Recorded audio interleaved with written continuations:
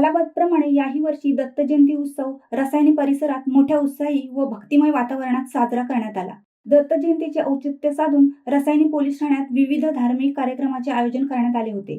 सायंकाळी रसायनी पोलीस ठाण्याचे police constable Rupesh Sapkal व सौ अंजली सपकाळ यांना सत्यनारायण पूजेचा मान मिळाला. श्री दत्त जन्मोत्सव, महाआरती, भजन तसेच महाप्रसादाचे आयोजनही रसायनी पोलीस ठाण्याच्या वतीने करण्यात आले होते. रसायनी मोहोपाडा परिसरात दत्तगुरूंच्या मंदिरामध्ये तसेच रसायनी पोलीस स्टेशनच्या दत्त मंदिरात भाविकांची मंदिराळी पाहायला मिळाली. परिसरात दत्त जयंती उत्सव मोठ्या भक्तिमय वातावरणात व आनंदात संपन्न झाला.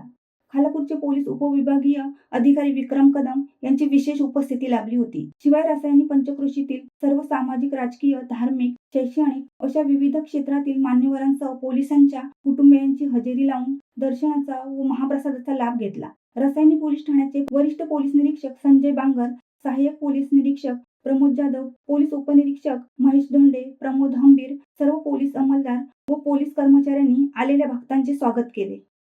शिवसत्ता टाइम्ससाठी आनंद पवार, रसायनी.